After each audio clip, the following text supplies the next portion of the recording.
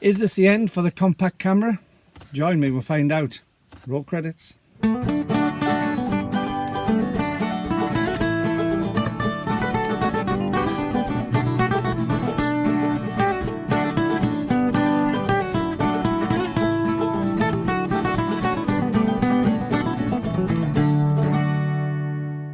Hi YouTube, Brian James at Micro Four Thirds guy with you once again. I said I wasn't going to do too many more in the car, but it's the coolest place going at the moment. I'm in the beautiful area in Cumbria, of course, which is on Hadrian's Wall Company. I'm in a little town called Walton, and I've just stopped.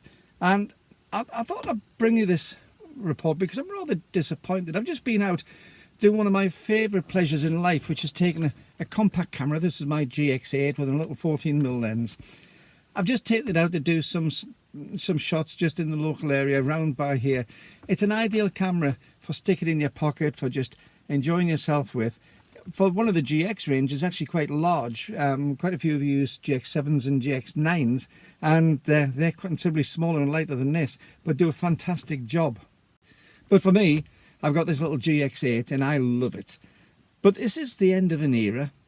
Now, what do I mean by that? Well, I've seen reports recently from both Panasonic and Nikon saying that they are stopping doing any sort of entry-level compact cameras. They're going to stop doing those altogether. I'm not going to do any more of them because that sector of the market, they say, isn't productive anymore, isn't profitable, because of mobile phones taking over. Now, mobile phones are fabulous. I've got an iPhone 8 at the moment, which is considered old hat insofar as the camera department, but still does some fantastic shots.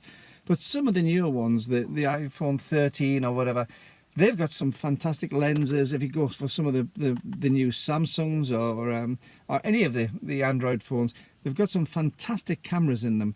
And the artificial intelligence in them really is good. It can do some superb results for you. But it is something of a demise for the amateur photographer. Now, I don't know if you remember, when I first started this channel, I'll try and stick a link up. I did some videos with my sister, who was becoming an inductee to using cameras rather than a mobile phone. And one of the things for her was the mobile phone was always there, but it didn't feel as if she was taking photographs properly.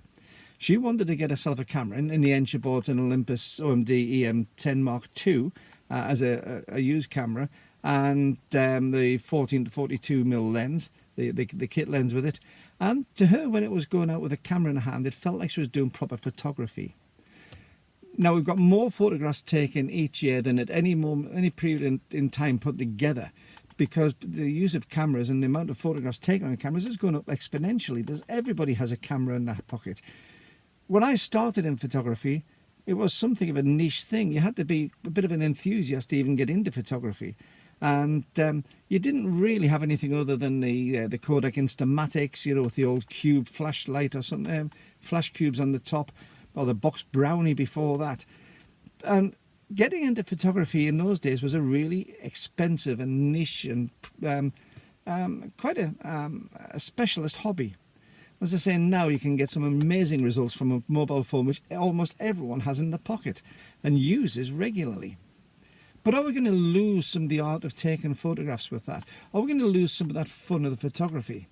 As I say, my sister wanted a camera because it felt as if she was taking a conscious effort to take a photograph, rather than just snapping away on a mobile phone, which could have taken thousands of photos, and you might pull out one which is fancy and it goes up on the social media. It had a meaning for her. And I wonder if this lack of these cameras is going to have a lack of meaning for people in the future. Is this the end for the likes of the Lumix cameras, the GF range, the GM range and the GX range? Because they've been superb. As I say, sticking this little thing into my pocket, just taking it out on a beautiful night like tonight with a really nice sun. We're getting that sort of golden hour just setting in. It's starting to flood through the car here. This is a wonderful time just to take a camera out without all the cumbersome things of all the rest of the kit and the big heavy stuff. A small compact pocket camera of good quality is ideal. So, is the GX9 going to be the last of the GX range? Is that it? Are we not going to have a replacement for it? Because I've heard, and I reported on this channel a little while ago, that in the Japanese market, the GX9 was gone, was finished. And I haven't heard of a replacement. Is this why? And is this going to be the case across all the camera manufacturers? Because remember, camera share of the marketplace is dropping like a stone for all the manufacturers, whether it's Nikon, Canon, Fuji, Sony, Lumix, Olympus. It's dropping like a stone for them all. The market share really is starting to go, and that is mainly down to mobile phones and mobile phone technology and tablets. I'm recording this on a tablet now. I very rarely use my camera to do these videos. The tablet's much easier, and I can do all the editing straight on here and post it up online very, very easily. So what do you think? Let me know in the comments below, because I really am interested to know what you think the next stage of future for the camera is. Now, Nikon and Panasonic have both said they're going to keep the professional range of cameras, the high-end range. So expect to see the G9 going for a long time.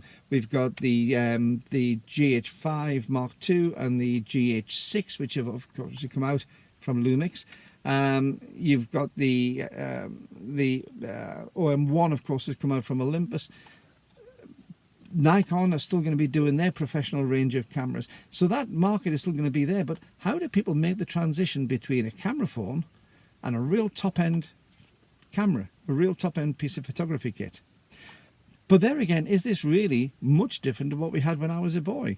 Because you had the box brownies and the Instamatics, as I say, but the next step to a proper camera was a huge, expensive jump. Again, let me know what you think. Is this the end of the compact camera? Is this going to be where we're going to say goodbye to introductions to photography as a mainstream hobby or a mainstream passion of your time, whatever it is? Let me know down below. Do you think that there will still be a market for small compact cameras of a semi-professional nature or a high quality amateur nature? Again, let me know in the comments below. Now, my name is Brian James. If you enjoyed this video, don't forget to leave a subscription below. Click the subscribe box if you haven't done so.